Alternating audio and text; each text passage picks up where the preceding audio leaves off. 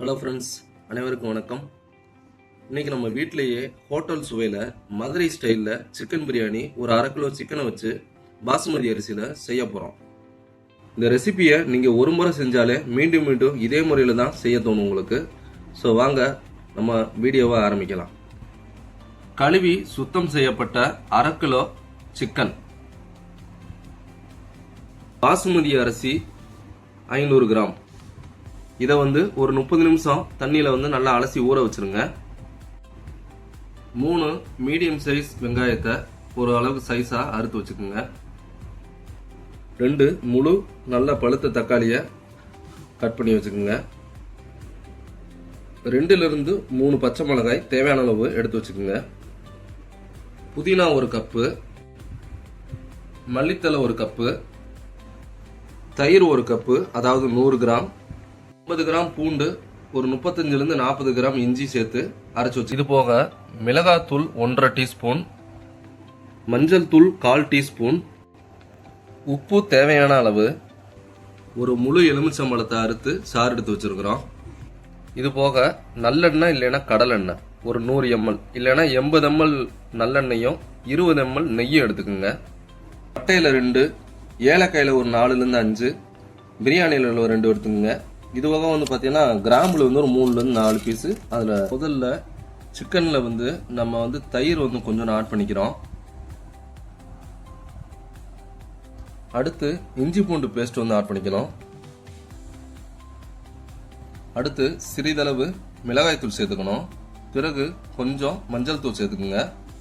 உப்பு மற்றும் மிளகாத்தூள் கொஞ்சம் சேர்த்து கொஞ்சம் மேரினேட் பண்ணி ஒரு 30 நிமிடங்களுக்கு ஊற வச்சிருவோம்.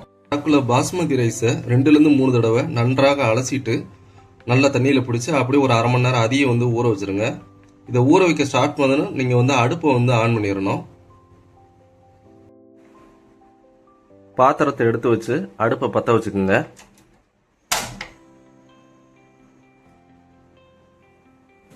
பிரியாணி கடல் எண்ணெயிலையும் செய்யலாம், நல்லெண்ணெயிலையும் செய்யலாம். கடல் எண்ணெயில் செஞ்சால் இன்னும் கொஞ்சம் டேஸ்ட் நல்லா இருக்கும். நல்லெண்ணெய் ப்ளஸ் நெய் காம்பினேஷனில் நீங்கள் செய்யும் போது டேஸ்ட் அப்படியே தான் இருக்கும். நான் இதில் 80 ml நல்லெண்ணெயும் 20 ml நெய்யும் சேர்த்துருக்கேன். நம்ம வச்சுருக்க பாத்திரம் நல்லா சூடாகி அந்த அடி நல்லா சூடாகிற அளவுக்கு விட்டுருங்க. கொஞ்சம் சூடானதுக்கப்புறம் இந்த எண்ணெயை அதில் சேர்த்துக்கலாம்.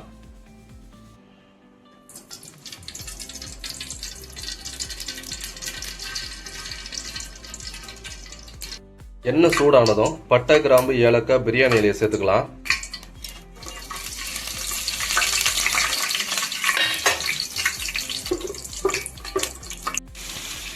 பட்டை, கிராம்பு, ஏலக்காய் சேர்த்த பிறகு வெட்டி வச்சிருக்க வெங்காயத்தை சேர்த்துக்கலாம்.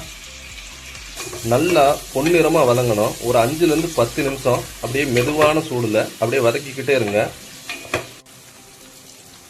வெங்காயம் நல்லா வதங்கி வெந்துட்டு இருக்கும் போது 3 பச்சை மிளகாயும் இதோட சேர்த்துருங்க.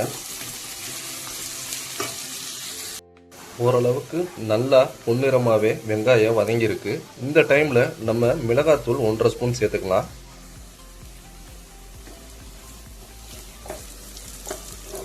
மிளகாய்த்தூள் இந்த டயத்தில் சேர்க்கும்போது கொஞ்சம் கலர் நல்லாவே எடுக்கும். அதுக்காக வெங்காயம் நல்லா வதங்கினதுமே இஞ்சி பூண்டு பேஸ்ட் ஆட் பண்ணிக்கலாம். இஞ்சி பூண்டு பேஸ்ட் சேர்த்ததும் அடிப்பிடிக்க விடாமல் நல்லா கிண்டிக்கிட்டே இருங்க. மிதமான சூடில் அந்த இஞ்சி பூண்டோட பச்சை வாடை போகிற அளவுக்கு கிண்டிடலாம். அடுத்து வெட்டி வச்சிருக்கிற தக்காளியை சேர்த்துக்கலாம்.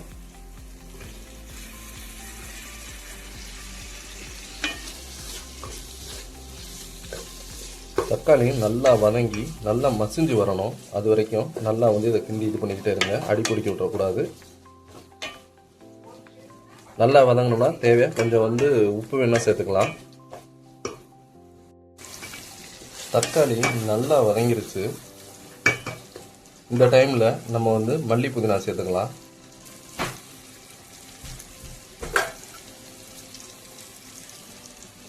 மல்லி புதினாவை தக்காளிக்கு அப்புறம் சேர்க்கும்போது மனம் இன்னும் நல்லாவே இருக்கும்.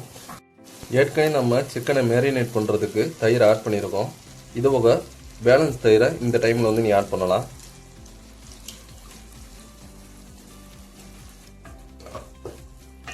நம்ம சேர்த்த எல்லாமே நல்ல ஒரு பேஸ்ட் பதத்துக்கு வந்துருச்சு பாருங்க. இந்த டயத்தில் நம்ம மேரினேட் பண்ணி வச்சிருக்க சிக்கனை வந்து இதில் சேர்த்துக்கலாம்.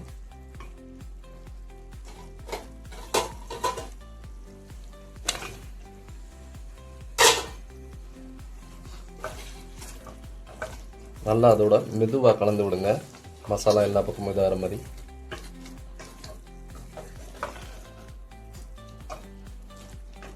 ஒரு 2லேருந்து 3 நிமிஷத்துக்கு அப்படியே கொஞ்சம் சிம்மில் வந்து வச்சு நல்லா அப்படி விட்டுருங்க. இது வந்து நல்ல எண்ணெயும் அந்த தண்ணியும் நல்லா பிரிஞ்சு வரட்டும்.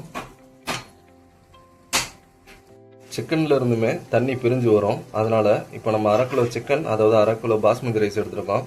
அதுக்கு 800லேருந்து 850 ml தண்ணி சேர்க்கணும்.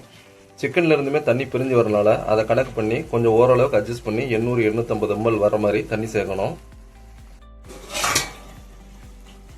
பாருங்க, நான் சொன்ன மாதிரி எண்ணெய் நல்லா பிரிஞ்சு வந்துருக்கு, தண்ணியும் ஓரளவுக்கு ரிலீஸ் ஆகிருக்கு. இந்த டைமில் நம்ம அளவாக எடுத்து வச்சுருக்க 800 ml தண்ணியை வந்து ஊற்றிடலாம். நான் வந்து இதில் ஒரு 50 ml குறைச்சிருக்கேன். ஏன்னா இது சிக்கன்லேருந்து ஆல்ரெடி 50 ml தண்ணி வந்து வந்திருக்கு. ஸோ 800 ml தண்ணி சரியாக இருக்கும்.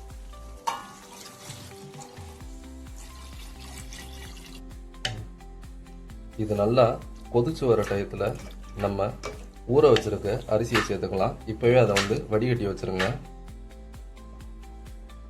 தண்ணி சேர்த்ததுக்கப்புறம் நீங்கள் மல்லி புதினா சேர்க்கலாம். இப்போ சேர்க்கும்போது உங்களுக்கு தண்ணியிலேயே நல்லா இதனுடைய மனம் இன்னுமே அதிகமாக இறங்கும்.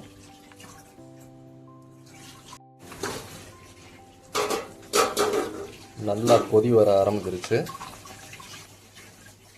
நம்ம புளிஞ்சு வச்சுருக்கிற லெமன் சாரப்பை சேர்க்கலாம்.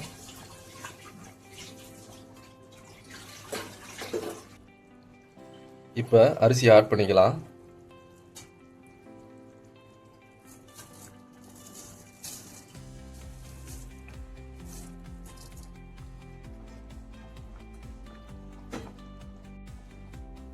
அப்படி மெதுவாக எல்லா பக்கமும் போகிற மாதிரி அப்படி மெதுவாக கிண்டி விடுங்க.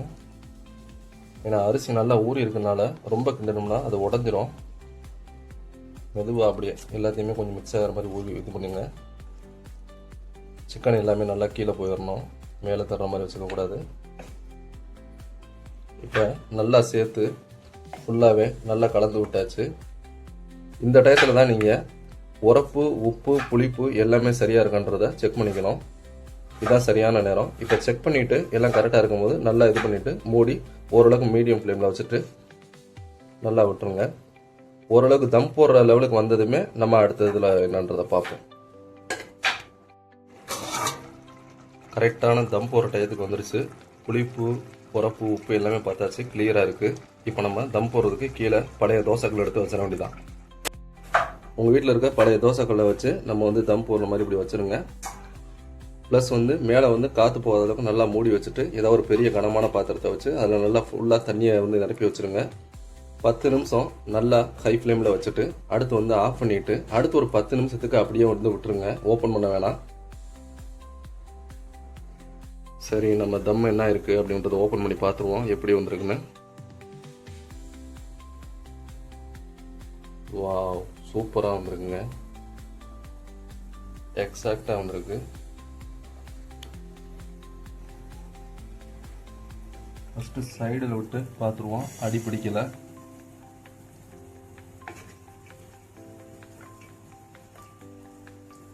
நல்லா அரிசி உடையாமல் சூப்பராக வந்து பாருங்க, உதிரி உதிரியாக வந்திருக்கு.